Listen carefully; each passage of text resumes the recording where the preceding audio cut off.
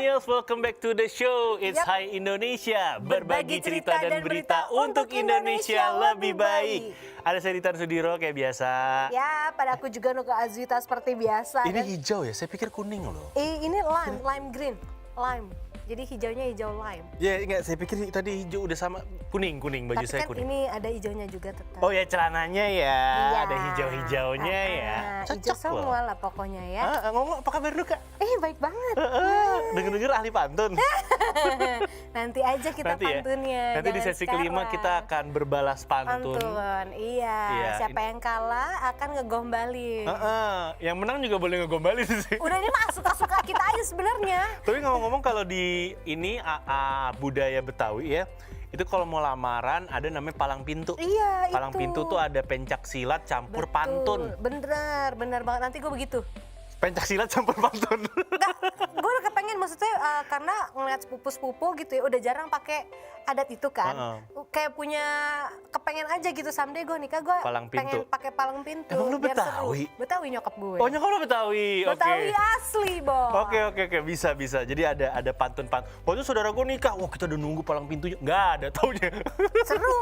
Nanti Nggak tuh ada. Tapi disambutnya tuh, pakaiannya pakaian palang pintu. Ayo. Kagak pakaian ada. ini pangsit. Itu pangsit atau apa gitu gue lupa. Bukan pakaian palang pintu, tuh pakaian Betawi yang laki-lakinya kan. Pangsit, lapar lu pangsit. Enggak, bukan. Sebutannya memang begitu Gitu ya? Ditan, tapi gue lupa namanya apalah.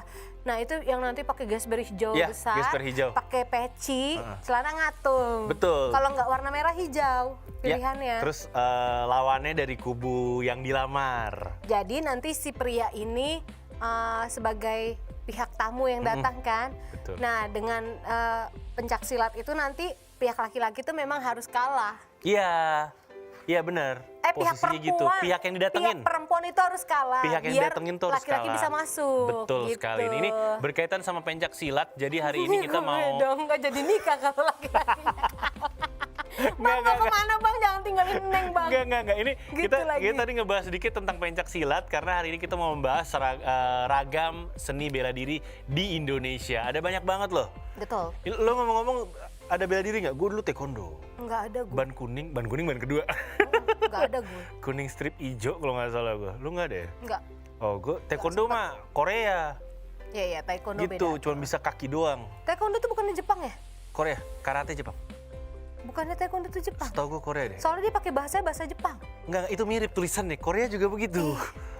Soalnya dulu di SMA kita pakai, gue nggak tahu deh. Pokoknya tapi gue nggak pernah ikutan Iya. bela diri seperti itu. Kalau taekwondo tuh kaki doang yang banyak bergerak. Intinya gitu sih bedanya. Nah ini kalau ngomongin tentang seni bela diri yang asli dari Indonesia, selain pencak silat, lo ada tahu nggak Apa aja tuh?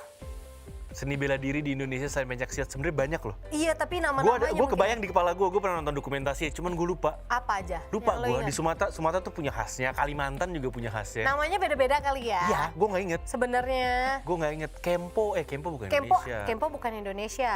Lupa gue. Kempo yang Jepang. Malum gue kan anak baik-baik ya, jadi gue nggak ngerti bela diri. Cucu, apa hubungannya bela diri sama anak baik-baik gitu kan? Nggak ada. Gue nggak doyan pukul-pukulan. Oh, kamu memang begini ya, agak mau. Jangan Nggak, dong, nggak. harus Laki gitu ya. kick gitu. Ini kalau kita ngomongin tentang bela diri ini nggak hanya membentengi kita dari kejahatan, tapi ternyata banyak juga bela diri itu banyak manfaatnya. Selain untuk membela diri juga bisa untuk kesehatan fisik maupun kesehatan mental juga gitu. Ini salah satunya adalah menjaga kesehatan jantung.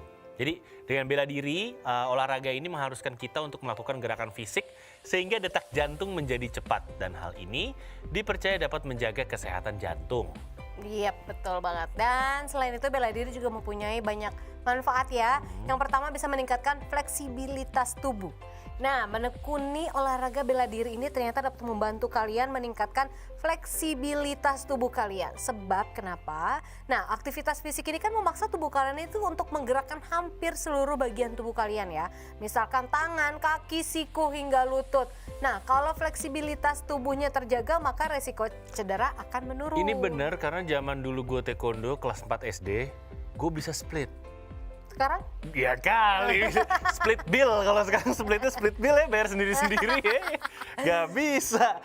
kaki gue bisa split yang kanan kiri sama yang depan belakang gitu. Oh my godness, gue takut robek. Jadi cara apanya? Bajunya robek ya. Celana gue. Jadi maksudnya. cara latihan split itu adalah kita duduk kaki dibuka, terus kan ada sabuk tuh dulu tuh sabuk taekwondo. Kita saling menarik sabuk teman kita sehingga nanti ujung-ujungnya kita split ketemu. Jadi set. Beneran. Aku ngilu ngebayang. Kalau split tuh bisa dilatih, jadi pelan-pelan bisa gitu. Ngilu aku ngebayangin. Ngilu ya, ya udah nggak usah. Nggak usah lanjut lagi. Oke. Apa sih manfaat dari? Manfaat dari olahraga bela diri selanjutnya adalah menurunkan berat badan. Nggak usah bela diri juga bisa turun berat badan. Udah banyakin aja pikiran, banyakin Nah, aja baru- lu galau ya. Kan juga berat badan turun dengan sendirinya. Otomatis ya. Otomatis Oke. guys. Ini berbagai macam gerakan olahraga bela diri dilakukan dengan sangat cepat sehingga mampu membakar kalori yang ada di dalam tubuh. Ditambah lagi, hampir semua gerakan seni bela diri ini memiliki intensitas tinggi. Bener, gerakan terus cepat. Sehingga kalori di dalam tubuh ini bisa dibakar dengan cepat ya. Menekuni olahraga bela diri juga bisa dipercaya bisa membantu mengontrol nafsu makan sehingga bisa terhindar dari makan berlebih. Dan berat badan pun jadi ideal ya. Oke, yang selanjutnya bela diri ini memiliki manfaat untuk menstabilkan tekanan darah. Karena olahraga bela diri ini kan memerlukan latihan berintensitas tinggi, jadi aktivitas ini dipercaya dapat mendukung kesehatan jantung dan mengontrol kestabilan tekanan darah juga Iya, gitu. bener banget. Dan selanjutnya ternyata salah satu kelebihan dari olahraga bela diri adalah bisa mendukung kesehatan mental. Ini lagi tren ya. Yep, mental health ini mental jadi health ya. sorotan. Ini selain memiliki manfaat kesehatan fisik, olahraga bela diri juga berdampak baik pada mental kita. Jadi saat kita mempelajari olahraga bela diri, rasa percaya diri pun menjadi meningkat. Perasaan stres bisa diredakan dan kemampuan berkonsentrasi dan fokus akan terus terasah. Betul banget. Yang berikutnya ini ternyata manfaatnya bisa meningkatkan stamina Setuju, kita.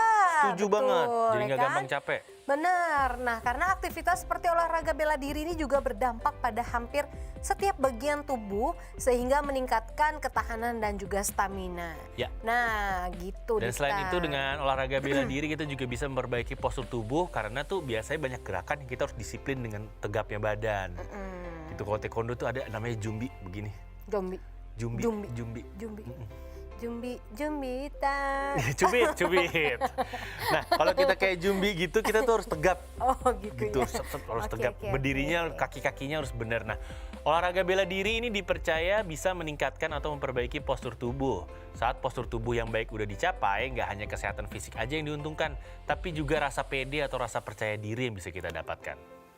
Ya, itu tadi beberapa manfaatnya. Pastinya namanya olahraga kalau kita lakukannya dengan benar dan baik, pasti memiliki manfaat yang bagus untuk tubuh. Asal jangan berlebihan juga. Benar. Ya, dalam melakukan gerakan atau apa, nanti salah-salah kalian bisa terkilir lah, atau sakit lah Ya malah. benar, bisa malah luka gitu kan. Malah melukakan diri sendiri gitu. Ya, ini ada salah satu olahraga juga yang kemarin lagi tren dari Sumatera ya. Itu olahraga salam dari Binjai.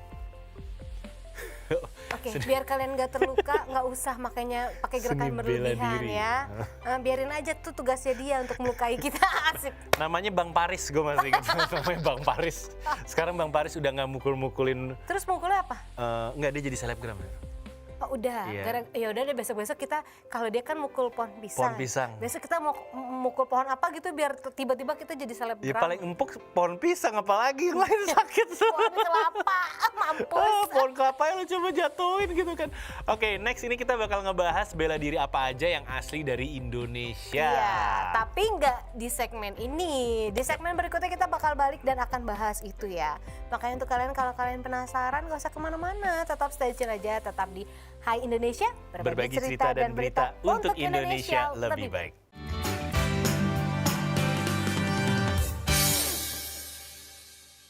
Hai Indonesia, kita balik lagi ya. Dan tadi kan di segmen pertama kita udah bahas tentang olahraga bela diri ya. Nah ini kita masih bahas lagi lebih lanjutnya. Bener. Bela diri asal Indonesia. Betul, tapi kalau saya ngeliat nih kenapa ya adanya hanya seni bela diri gitu, nggak ada seni bela hati gitu.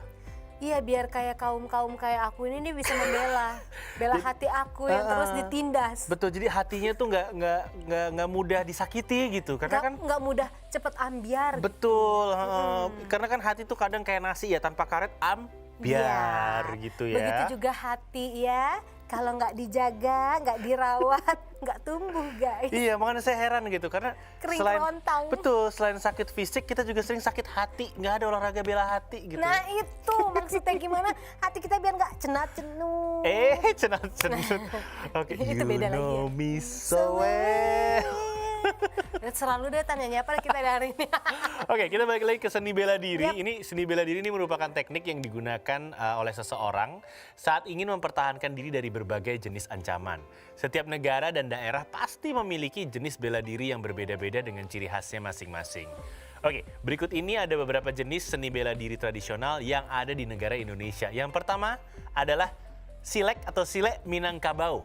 Silat ini merupakan salah satu warisan jati diri, kayaknya masih silat ya.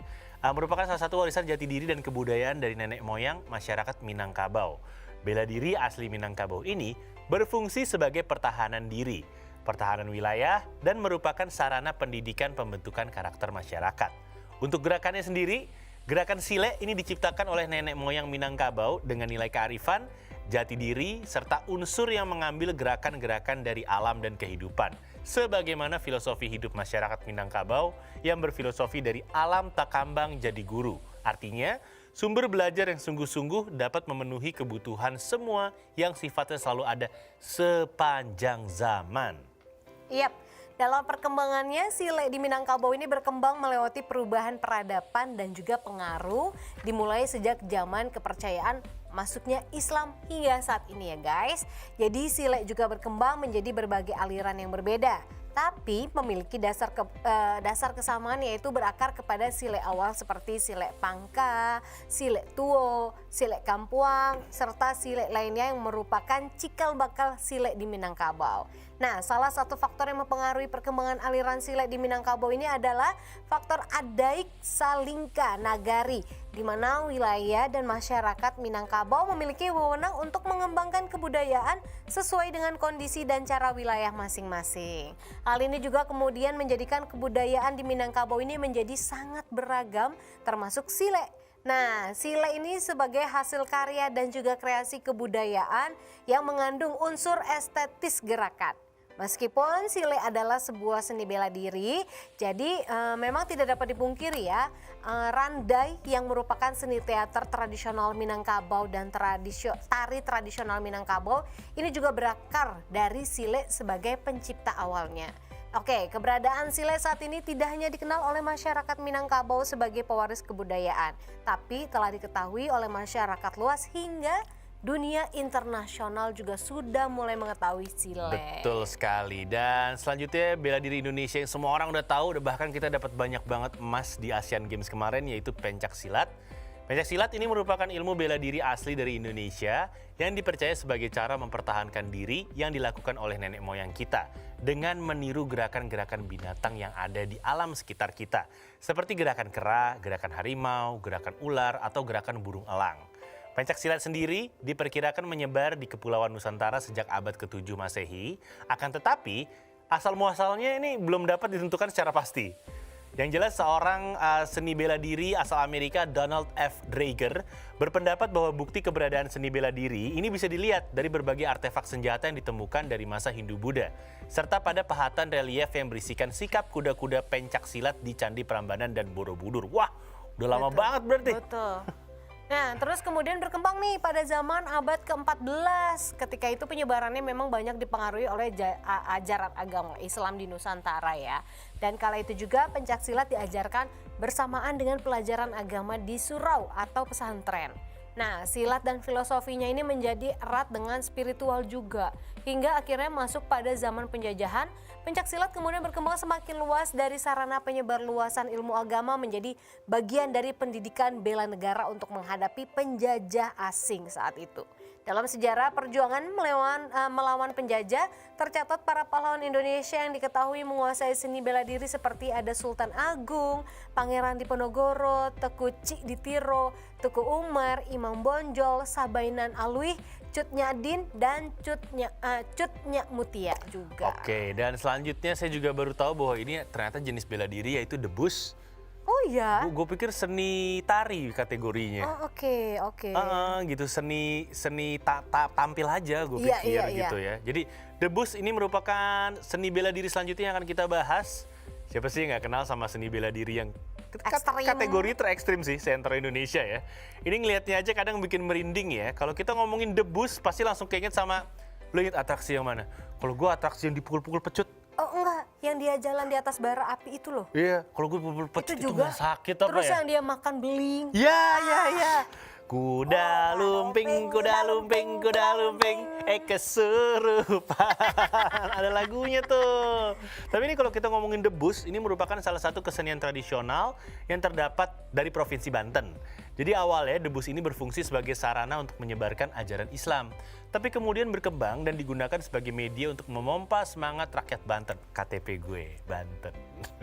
Dan dalam menghadapi penjajahan Belanda pada masa pemerintahan Sultan Ageng Tirtayasa, kesenian debus kemudian dihidupkan dan dikembangkan di paguron atau padepokan atau di sanggar silat. Akan tetapi tidak setiap paguron atau padepokan atau sanggar menggarap kesenian debus. Karena antara debus dan silat ini emang sebenarnya nggak bisa dipisahkan satu sama lainnya sih. Karena setiap pemain debus udah pasti pesilat, itu udah pasti. Tapi tidak setiap pesilat adalah pemain debus, perlu dicatat ya. Dan setiap sanggar debus ini pasti dipimpin oleh seorang guru besar atau syekh. Dan dia membawahi sekitar 20 pemain debus termasuk pemain atraksi dan penabuh nayaga. Untuk menampilkan kesenian debus, ini biasanya diperlukan perlengkapan yang meliputi dari mulai busana pemain, peralatan kesenian, dan juga peralatan atraksi debus. Dan juga debus ini sering banget ditampilkan di acara-acara besar kayak hari peringatan, atau mungkin hari jadi sebuah kabupaten atau hari jadi sebuah kota. Dan debus masih bisa kita saksikan hingga saat ini, khususnya di daerah Banten dan juga beberapa wilayah di Jawa Barat. Itu dulu ya, sempat tuh waktu SMA gitu, kuliah sih kalau nggak salah. Lagi makan pinggir jalan, tiba-tiba debusnya datang, bawa pecut itu cetak, makanya buru-buru langsung. Kenapa lu yang takut? Takut gue. Ya ampun. Gue merasa terserang, gue takut. Oke, selanjutnya ini ada yang namanya tarung derajat. Duh, kalau ngomongin soal tarung derajat susah derajat ya, ya. Bo. Tarung derajat, apalah daya, ya kan? Apalah daya, kenapa derajatnya? Apalah daya, aku Gue kan 36 derajat tadi masuk sini. Iya, tapi ada yang bilang katanya nggak sederajat. Oh, nggak serajat ini suhu panasnya. Iya mungkin maksud dia atau nggak sederajat, lu nggak kalah tinggi dari dia. Bisa jadi derajatnya harus saling Iya, tinggi. sama, maksudnya sama tinggi. Ya tinggal pakai heels apa susahnya Iya ya, sih? padahal. Iya. Tapi kalau ini beda, bukan derajat yang itu. Nah, kalau ini berawal dari pertarungan di jalanan. Kini tarung derajat telah resmi diakui sebagai olahraga nasional. Sejak tahun 1997, tarung derajat telah resmi menjadi anggota Komite Olahraga Nasional Indonesia atau KONI dengan kepengurusan bernama PB, ya. Kodrat atau pengurus besar keluarga olahraga tarung derajat. Dan tarung derajat sendiri ini memiliki tempat di ajang bergengsi Pekan Olahraga Nasional PON atau PON ya, dan digunakan sebagai latihan bela diri oleh TNI Angkatan Darat dan juga ada Brigade Mobil Polri, ya kan. Nah, nama AA Boxer pun kini dikenal sebagai gelar sang guru tarung derajat gitu. Gak hanya sebagai seni bela diri, ternyata tarung derajat juga memiliki definisi sebagai ilmu, tindakan moral, dan sikap hidup yang memanfaatkan daya gerak otak dan nurani secara realistis dan rasional. Hal ini juga dilakukan dengan menerapkan 5 daya gerak, yaitu kekuatan, kecepatan, ketepatan, keberanian, dan keuletan. Pada bela diri ini juga terdiri dari 2 tingkatan, yaitu kurata dan zat. Kurata sendiri artinya atau memiliki tujuan tingkatan dan diidentifikasi dengan penggunaan sabuk putih, hijau, biru, dan juga merah. Sedangkan tingkat zat mulai dari 1 sampai tak terhingga dan menggunakan sabuk yang berwarna hitam. Seperti itu ya. Oke, ini seru Seperti ya. itu. Iya, itu bener, tarung derajat tuh Indonesia banget. Di jalanan kan? Awalnya kayak gitu. Kayak gitu awal. Oke. Di segmen selanjutnya kita masih bakal membahas seni bela diri asli Indonesia. Kira-kira ada apa lagi sih seni bela diri asli Indonesia? Iya, kalian penasaran? Makanya jangan kemana-mana. Tetap di Hai Indonesia, berbagi cerita dan berita untuk Indonesia lebih baik.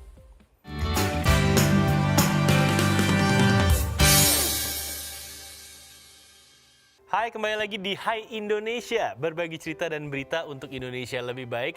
Ini buat milenials yang baru gabung, kita lagi ngebahas tentang seni bela diri asli Indonesia, masih barengan sama Ditan dan Nuka juga. Dan ini gue baru dengar loh, seni bela diri selanjutnya adalah Mepantingan Bali. Lu pernah dengar nggak? Oh dari Bali? Enggak. Belum. Ini the first time gue baru. Gak tau gue. Ini salah satu kita seni. Yang kudet? Apa? Kita yang kudet. Kurang update mungkin kita ya. Iya. Ini salah satu seni bela diri yang berasal dari Pulau Dewata Bali. Ini Bali memang memiliki keragaman budaya dan keindahan alam, tapi soal mepantingan ini banyak yang belum mengetahuinya. Ini memang belum terekspos secara nasional maupun internasional. Sebenarnya apa sih mepantingan ini? Kalau dalam bahasa Bali, mepantingan ini memiliki makna saling membanting. Karena saling membanting, seni bela diri ini terlihat kayak gulat. Dan uniknya lagi, tradisi mepantingan ini dilakukan dalam lumpur. Jadi peserta bertanding satu lawan satu dengan cara membanting lawan. Seperti gulat lumpur di negeri gajah atau Thailand. Tapi tentunya nggak sama ya. Meskipun memiliki kemiripan dengan pencak silat, tapi dalam tradisi mepantingan, ini lebih banyak menunjukkan gerakan mengunci dan juga gerakan membanting untuk menaklukkan lawan.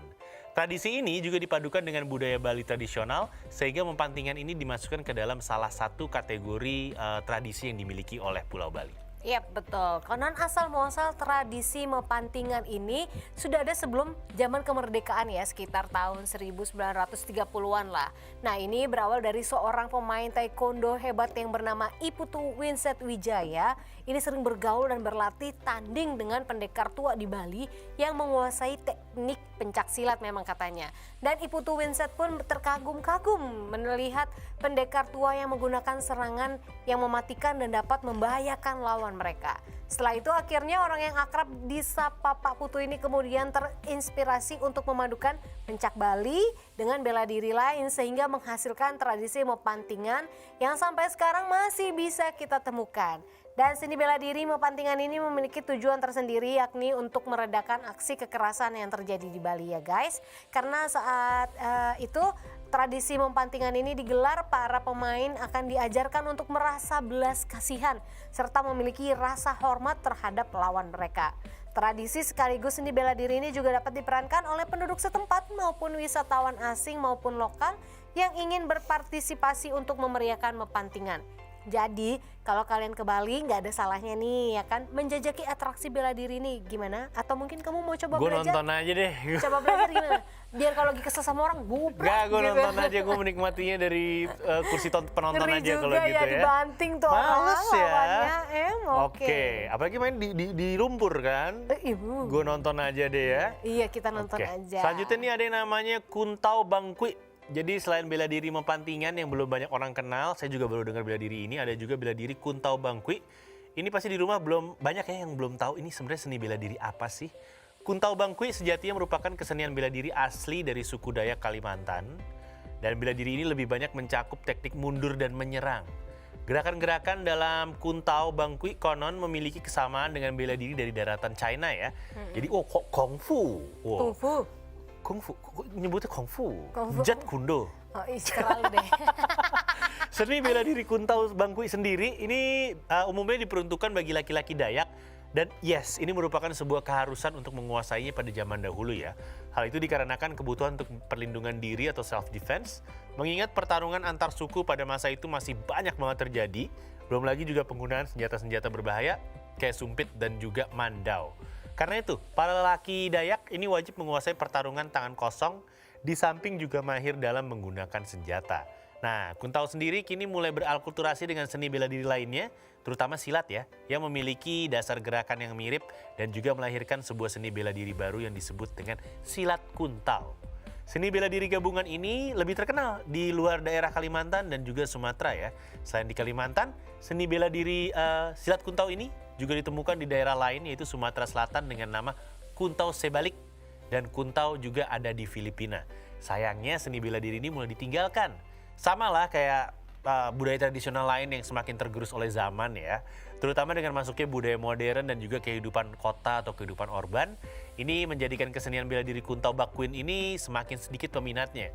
Sekarang Kuntau Bakwin lebih digunakan sebagai pertunjukan kesenian pada acara adat maupun pesta perkawinan setempat. Dan ini bukan lagi sebagai keterampilan yang wajib dimiliki untuk bertarung ya. Kuntau, sudah terlalu lama. Oh, Kunto. Itu Kunto Aji. Kunto Aji. Aduh. bukan makanan yang suka dimakan juga ya? Mantau? Oh itu mantau. Bukan ya. Bukan juga, kuntau. Gue gak kepikiran tuh. Gara-gara kelamaan sendiri ingetnya kuntau Iya, jadi ingetnya kuntau aji ya. Makanya, Iya. aduh sendiri mulu sih. Sedih banget guys ya. Oke, selanjutnya ini ada silat Cimande ya.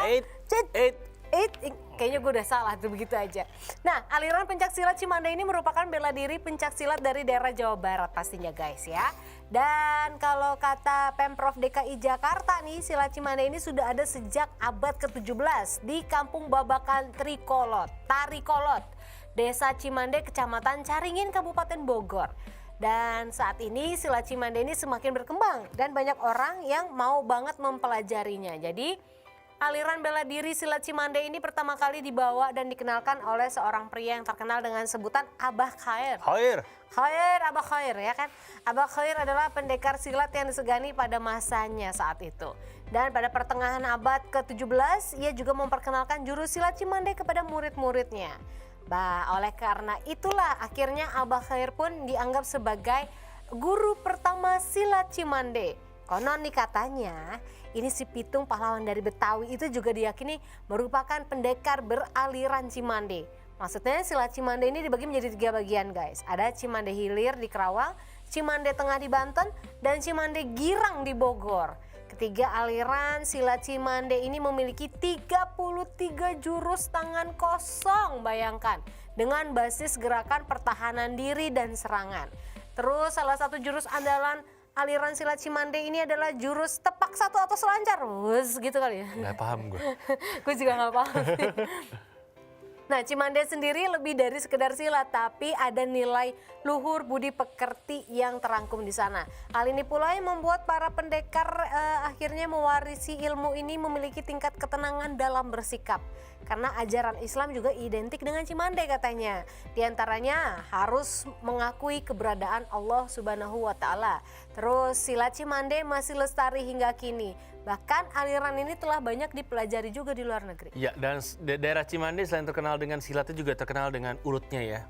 Urut Cimande? Iya, pijat Cimande Pijat ada Cimande juga setahu gue. Ada. Kenapa kamu pikirannya langsung ke urut dan pijat ya? Saya Oh enggak, itu yang bisa ambigu patah-patah ini. kaki bisa dilurusin sama dia. Oh, oke. Saya pikirannya ke sana gitu. Iya, Tapi emang ini saya tahu silat dipelajari di luar negeri, cuman ternyata ini adalah silat Cimande ya, yang ternyata banyak dipelajari di luar negeri, itu saya juga baru nangkep sih. Keren sih.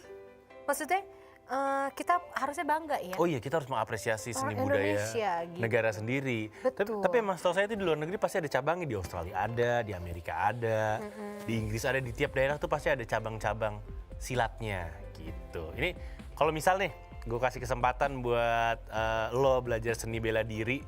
Dari tadi banyak seni bela diri yang kita bahas. Lo mau yang mana? Tadi tuh barusan Leuga, Cimande. Silat. Sebagai orang Betawi kan ada si Pitung. Si Pitung aja belajar Cimande, masa Nuka enggak? Oke, simple ya. Kalau gue yang dari Kalimantan, gue penasaran aja. Oh iya. Gerakannya, Yang suku Dayak. karena kalau yang dari Bali terlalu bergulat ya, gue Dibanting-banting jangan lah Tan. bukan masalah bantingnya sih, cuman berpelukan di lumpur tuh menurut gue Annoying. berpelukan dan dibanting di lumpur tepatnya ya. Annoying ya. Annoying Oke. banget. Annoying ya. Oke deh, next segmen kita bakal ngebahas teori. Lu tau gak sih sempat di sosial media ada teori Upin Ipin? Iya, itu benar. Ya kan? Nah ini kita bakal ngebahas tentang teori Upin Ipin dan konspirasi tentang Upin Ipin. Bener gak sih kalau Upin Ipin ini sebenarnya memang ada di kisah nyata? Ada lagunya tuh, lu hafal gak sih? Upin dan Ipin, Da-na-na-na-na. kembar seiras, sudah biasa. Gue tahu musiknya doang kayak gitu. Karos bisa aja. Tapi gue pernah ke salah satu rumah yang bentuknya kayak Upin Ipin. Oh iya? Dulu nanti kita cerita. Ada karos? Nggak tahu, banyak kayaknya Kak Ros di sana ya, Oke. gitu. Oke, jangan kemana-mana, nanti kita akan bahas tentang si Upin dan Ipin. Ya. Sesaat lagi hanya di Hai Indonesia, Indonesia. berbagi cerita dan berita untuk Indonesia lebih baik.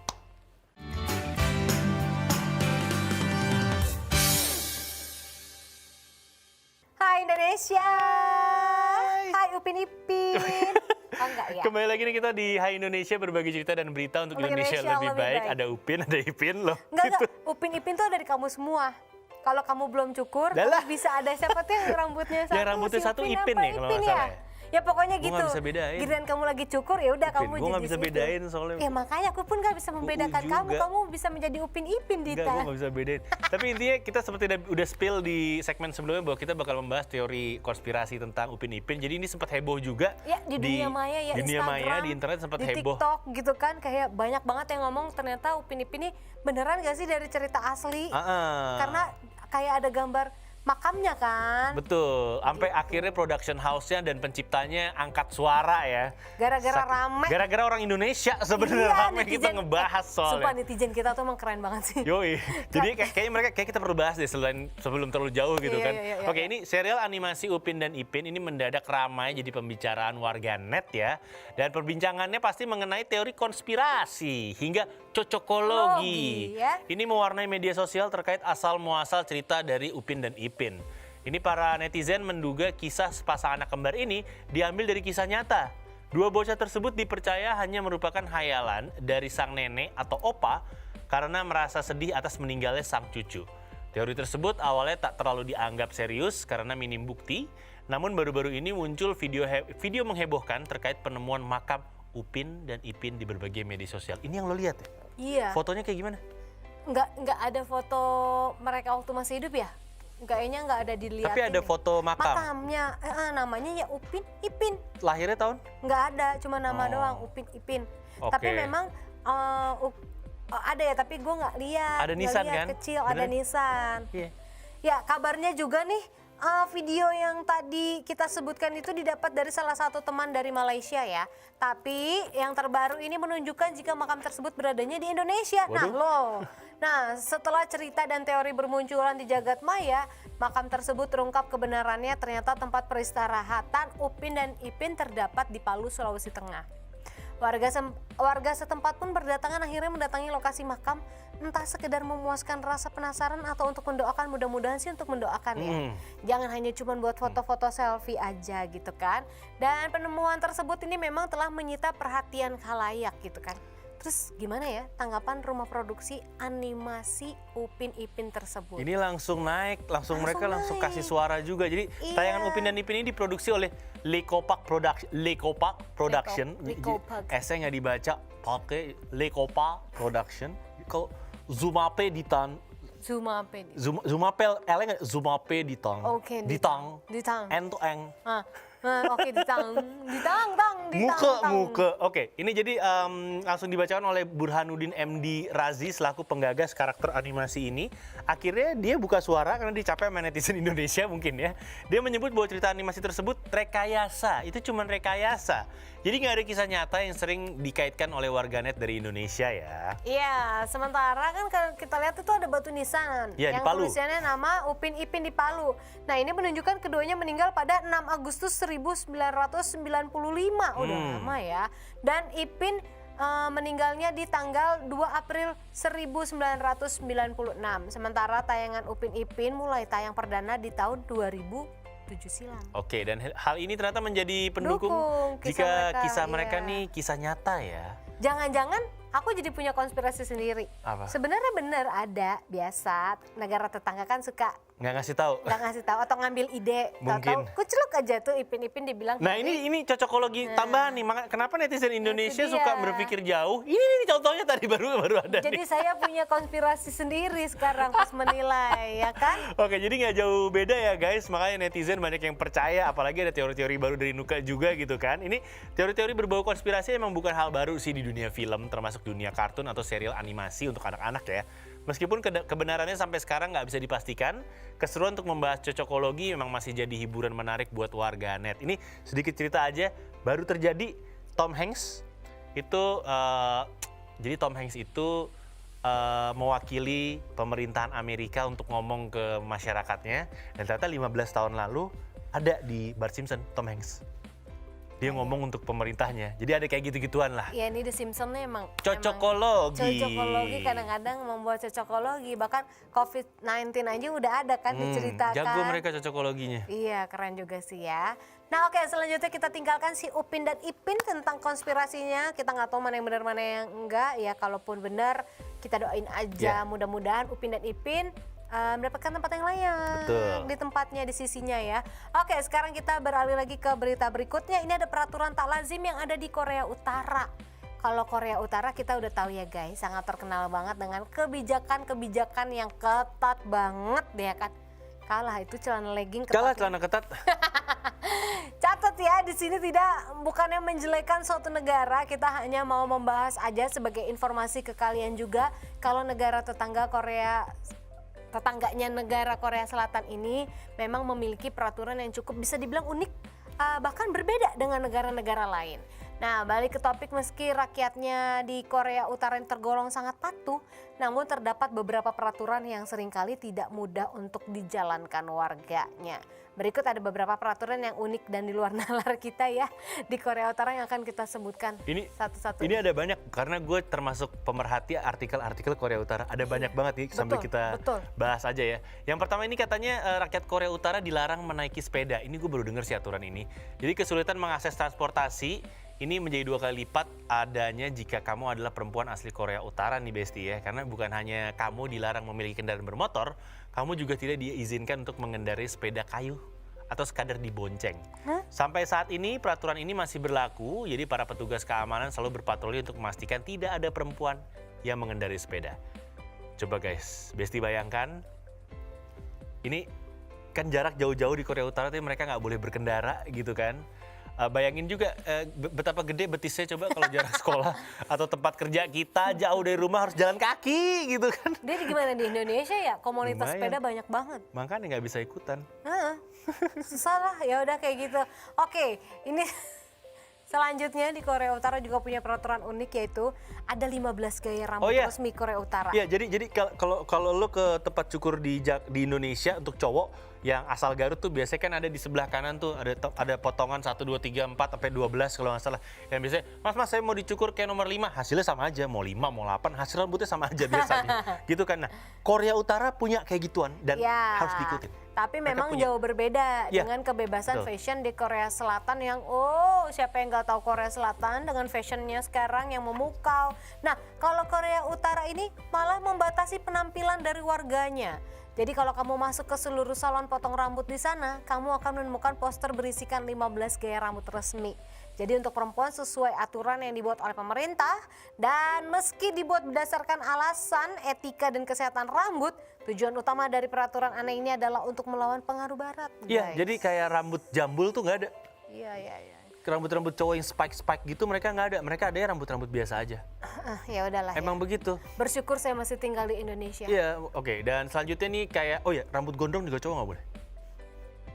Rata-rata rambut yang normal kayak cepak gitu-gitu. Terserah dia lah, untung kita di Indonesia ya guys. Betul. Dan selanjutnya nih ada juga aturan yang aneh, yaitu perempuan wajib menjadi tulang punggung keluarga. Kalau pada umumnya seorang pria yang dibebani tanggung jawab menjadi tulang punggung keluarga, di Korea Utara mereka punya kebijakan yang berbeda, yaitu perempuan harus menjadi tulang punggung keluarganya.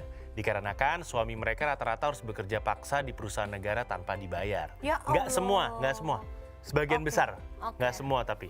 Apabila perusahaan tersebut tidak memiliki proyek tersisa untuk dikerjakan, maka para suami diwajibkan membayar perusahaan negara tersebut sebanyak 20 kali lipat dari gaji bulanannya ya. Apapun yang terjadi lah pokoknya. Karena kondisi inilah yang mau tak mau perempuan ini jadi merupakan jalan satu-satunya harapan ya untuk membiayai keperluan keluarga gitu kan. Ini emang miris banget sih, tapi tidak semuanya. Karena kalau lu lahir dari keluarga pemerintahan, keluarga yang udah kerja di pemerintahan, lu punya kemungkinan hidup normal, lebih normal dibanding yang lain gitu. Ya kan. Dan peraturan aneh atau unik yang lainnya, ini banyaknya komposisi perempuan di pasukan militer. Ini positif sih, baik benar. Sedikit berbeda dengan Korea Selatan. Kalau pasukan wajib militer di Korea Utara terdiri atas pasukan baik pria maupun perempuan yang berusia 18 hingga 19 tahun. Nah, pertambahan anggota perempuan ke dalam pasukan yang lama membuat komposisi pasukan perempuan mampu mengimbangi komposisi pasukan pria di militer. Bahkan War Tribune pada tahun 2007 mencatat bahwa representasi perempuan di militer Korea Utara memiliki rasio lebih dari 10%. Ini banyak dan bagus karena wanita diberikan kesempatan di Korea Utara untuk bergabung dengan militernya. Meskipun sama lah ya kayak militer di Indonesia kan kadang ada juga tuh, saya pernah lihat ada band TNI gitu-gitu kan. Nah, di sana juga gitu. Jadi ada girl band dari tentara Korea Utara. Ada kayak gitu-gituannya juga mereka gitu. Dan selanjutnya adalah kedudukan perempuan sangat bervariasi di Korea Utara. Jadi sejak Korea Utara berdiri, Kim Il Sung, ini salah satu pendiri negara Korea Utara. Kim Il Sung ini bapaknya Kim Jong Un, ya, atau kakeknya Kim Jong Un, kalau nggak salah kakek deh. Ini dia mengganti sistem patriarki ala tradisional Korea menjadi sistem yang menjunjung persamaan gender dan nasionalisasi industri strategis. Hal ini membuat perempuan memiliki peran khusus yaitu sebagai simbol propaganda yang lekat dengan perpolitikan Korea Utara. Sisi positif dari sistem ini adalah keterlibatan perempuan yang semakin beragam di ruang publik sehingga perempuan tuh nggak hanya terbatas menjadi ibu rumah tangga aja, benar.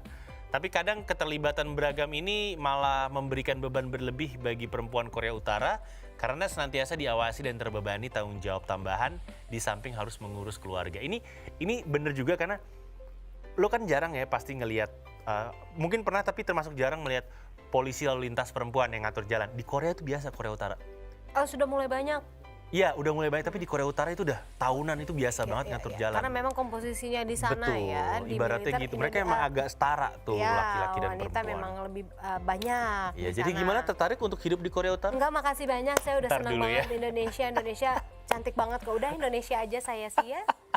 Udah nggak usah aneh-aneh, saya mah udah. Ngomong-ngomong udah siap adu pantun? Oke. Kita bakal adu pantun selain satu ini, jangan kemana-mana, tetap di Hai Indonesia. Berbagai cerita dan berita untuk Indonesia lebih baik.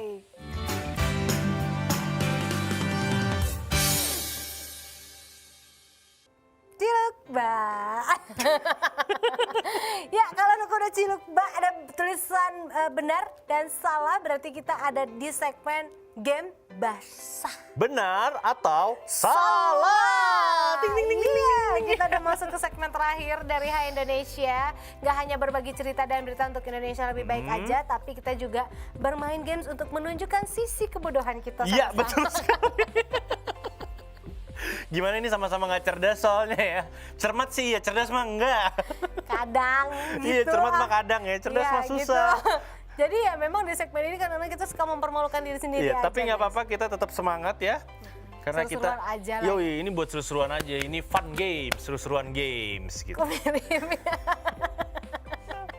Oke, kita bakal mulai dan gimana nih? Pertanyaan awal. Pertanyaan nanti akan pertama. dibacakan oleh Oke. tim dari Hai Indonesia. Oleh Game Master, silakan Game Master. Di sini akan saya sebutkan dulu peraturan bermainnya. Oh, ada aturan. Ada aturannya. Jadi soalnya terdiri dari 15 soal 15 soal. yang nanti terdiri dari pertanyaan-pertanyaan yang harus dijawab benar atau salah. Oke. Pertanyaan jawabannya itu baru boleh diangkat setelah dihitung 3, 2, 1 dan diangkat secara bersama-sama. Oke. Nggak boleh ganti jawaban ya. Oke.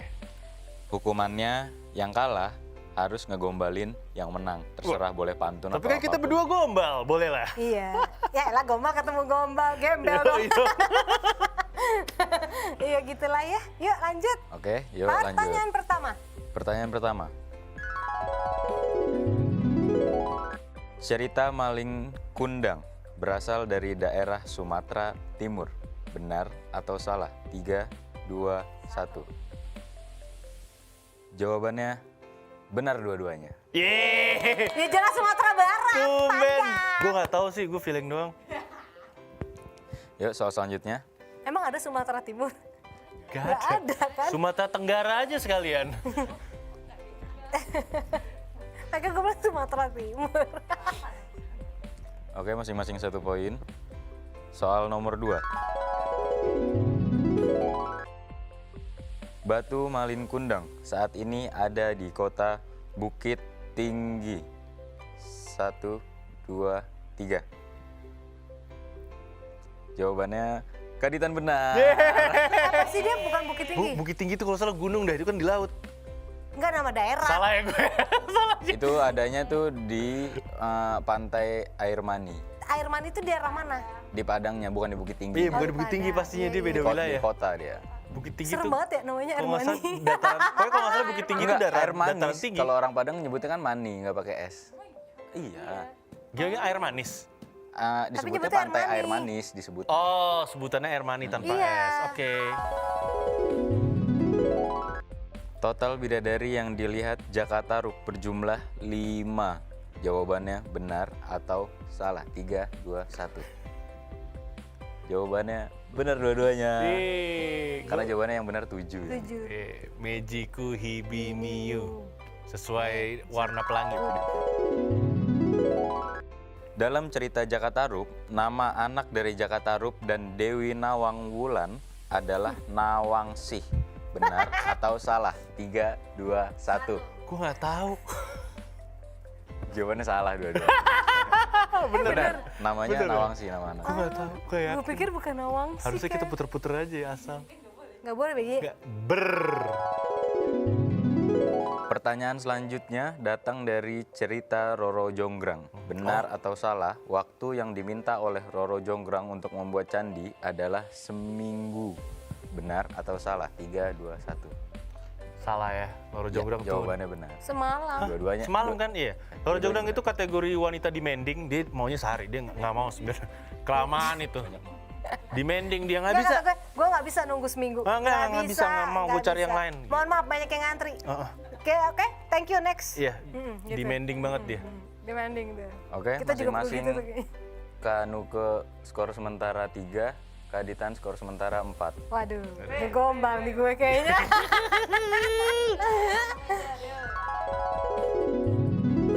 Benar atau salah, mata uang negara Rusia adalah rubel. Benar atau Apa, rubel? salah? Rubel. 3, 2, 1. Gak tahu deh gue. Ya, Kak Ditan benar. Gue Jawabannya ngegombal nih rubel. kayaknya. Rubel. Gue baru tahu rubel. Gue gombalin balik Gue nanti. kudet. Rubel. Heeh, kayaknya gue udah siap ngeluarin si Bang Makrim sih. Benar atau salah, huruf Romawi untuk menulis angka 500 adalah C. Benar atau salah? 3, 2, 1. Hah?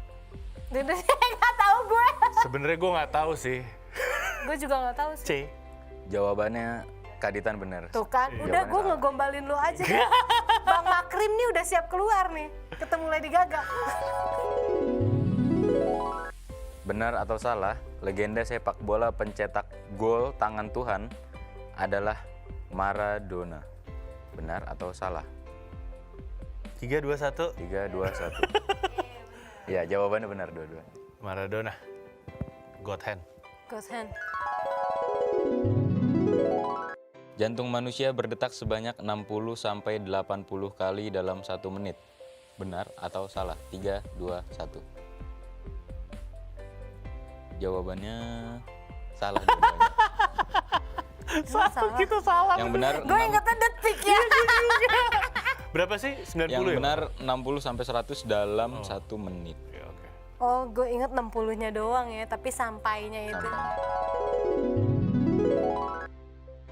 Planet terdekat dengan matahari Aduh, adalah Mars. Benar atau salah? 3, 2, 1. Nope. Ya, jawabannya Mars tuh masih benar agak dua-duanya. jauh. Mars tuh deket sama bumi, tapi jauh banget aslinya. Pluto. Pluto Oke, yang deket 10 sama Masih soal. dekat matahari. Mars ya. Skor sementara, Kak Ditan Iya, makanya. punya skor 9, Kanuka punya skor 5. Udah dikata gue ngegombal ini. Dok, Bang Makrim udah siap keluar. Presiden keempat Indonesia adalah Gus Dur. Benar atau salah? 3, 2, 1. Jawabannya adalah Kanuka benar. Soeharto, Soeharto. Habibie. Oh iya, gue lupa B.J. Habibie. Gue lupa. Hari Pancasila diperingati setiap tanggal 1 Juni. Benar atau salah? 3, 2, 1. Gue nggak tahu. Ting. Jawabannya Kanuka benar. Susah lah kalau hari-harian. Lagu Mars Pancasila diciptakan oleh W.R. Supratman. Benar atau salah? 3, 2, 1. Pancasila dasar negara. Yang benar Kanuka. Per Supratman tuh Indonesia Raya. Karena diciptakan oleh Sudhartan Hartono. Iya, gue kagak tahu, tapi gue tahu itu bukan aja dia. Terus,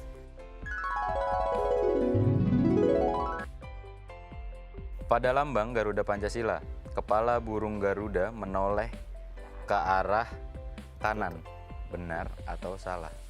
Tadi dulu, Ayo, hitung. dari segi mana nih? Enggak, emang patungnya dia ngadep ke satu arah. Gue tahu arahnya. Kita ngeliat nih. Ayo, Dia nolehnya ke arah mana? ayo. Dia nolehnya ke arah kanan. Benar atau salah? 3, 2, 1. Jawabannya Kanan. benar kanan. Iya, nih, burung Garuda. Iya begitu. Iya, gue lagi memposisikan diri kalau ada Kanan dia. patung gitu kan. Dia kanan. Iya kanan. Iya. Yuk.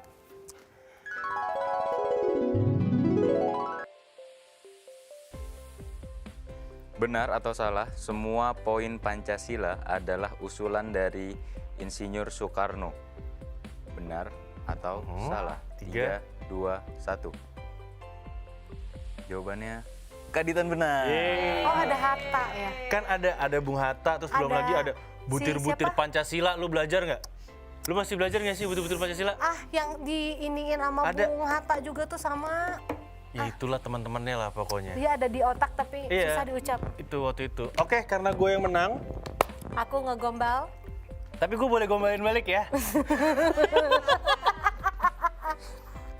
Tadi dulu, Bang Makrim atau yang mana nih mau Ayo, dikeluarin? gue keluarin catatan gombalan gue. Iya, sama aku juga. Kita keluarkan.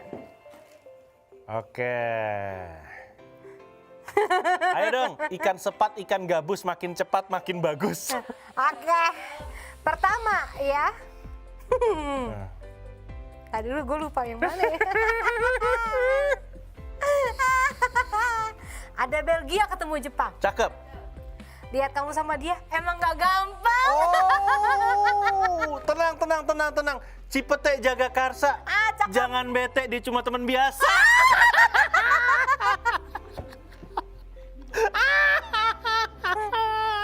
Oke. Bang Makrim ketemu Lady Gaga. Cakep. Assalamualaikum orang ketiga. Aduh. Oke, gitu ya. Gue orang ketiga ya. Ada buku ketinggalan. Cintaku bertepuk sebelah tangan. Lagi pergi ke Cengkareng lewat Jalan Sudirman. Cakep. Udah sering bareng cuma dianggap teman. Sorry produk nih. Ji Samsu gudang garam, nggak nafsu luar dalam.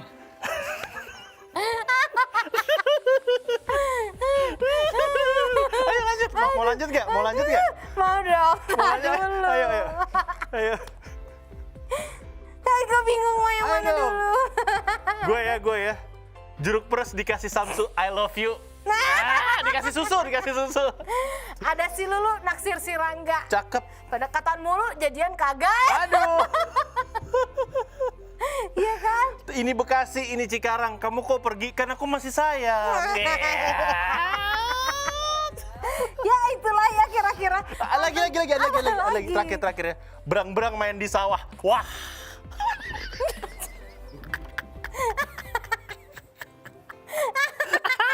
Lagi berang-berang ya. Berang-berang pakai dasi. Basi. Terakhir berang-berang makan bombay. Bye. Udah selesai. Ngucek cucian sampai bersih. Cukup sekian. Terima kasih. Oke, kita tutup episode kali ini. Ya dengan berang-berang. Ya udahlah ya, biar si Dita jadi berang-berang. Kita Yap. makasih ya sama dia. Oke. Baik, kalau gitu sekian acara kali ini. Ikan hiu naik helikopter. See you later.